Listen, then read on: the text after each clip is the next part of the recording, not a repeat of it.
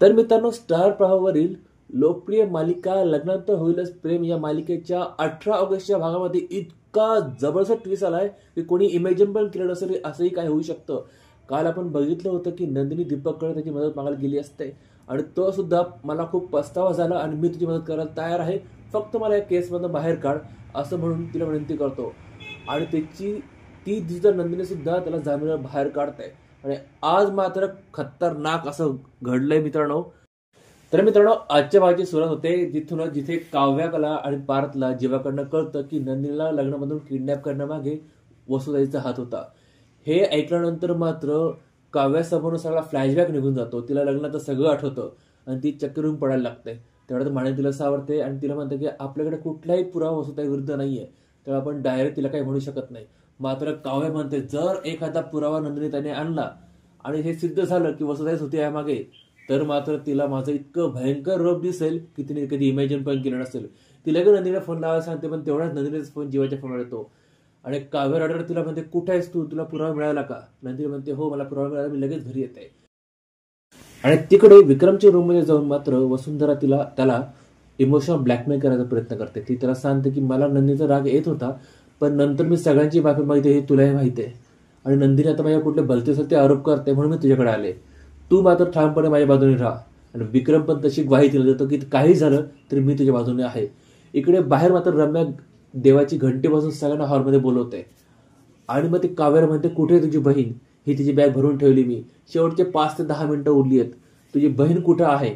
मात्र काव्य म्हणते नंदिनी ताई येणार आहे, पुरा घेऊन येणार आहे आणि मला ज्या क्षणी कळेल की यामागे वसुंधरा मॅडम होत्या, मी तिची अशी हालत करेल की ती कधी विसरणार नाही. मात्र रम्या आणखीन चिडते, शेवटचे 5 मिनिटं आले, कुठे तुझी बहीण? मग आपला आवाज होतो नंदिनीचा. ती लगेच आतमध्ये येते दीपक सोबत. पण वसुंधरा मॅडम इथे पण गेम खेळतात. ते दीपकला ओळखतच नाही. त्याला विचारतात कोण आहेस तू, काय आहेस? मात्र दीपक म्हणतो तुम्ही मला विसरलात का? तुम्हीच मला सांगून लग्नातून नंदिनीला किडनॅप केलं होतं. मात्र विक्रम त्याला विचारतो पण असं का करेल वसुताई?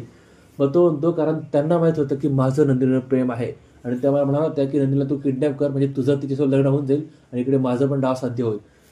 मग मात्र रम्या जाम चिडते. ती म्हणते काय बोलतोस तू, काहीही बोलतोस का? आणि काय होतं मित्रांनो, तेवढ्यात दीपकच्या फोनवर एक फोन येतो. नंतर फोन घेण्यासाठी फोन काढतो तर त्याच्या खिशात एक चिठ्ठी पडते.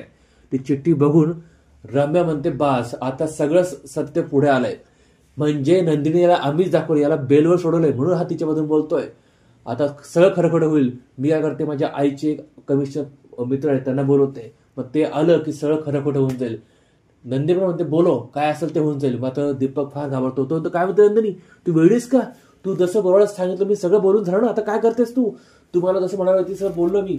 हे ऐकल्यानंतर मात्र नंदिनीच्या पायाखाली जमीन सरकते.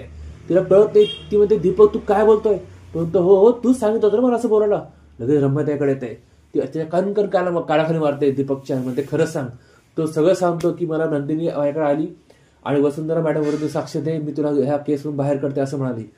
मग मात्र मित्रांनो भयंकर होतो आणि इथे आजचा हा भाग संपतोय. उद्याच्या येणाऱ्या भागामध्ये आपल्याला बघायला मिळेल की विक्रम नंदिनीवर इतका रागवलाय की तो तिला भलतं सलतं बोलतो आणि नंदिनी पण दीपकच्या काळाखाली मारते. नक्की काय होणार हे जाणून घेण्यासाठी आपल्याला उद्या भाग बघावा लागेल. त्या चॅनल सबस्क्राईब करून बेल आयकॉन जरूर प्रेस करा आणि तुम्हाला आजचा भाग कसा वाटला कमेंट करून जरूर कळवा. भाग आवडला असेल तर लाईक आणि शेअर करायला मात्र विसरू नका. भेटूया पुढच्या भागामध्ये, तोपर्यंत काळजी घ्या.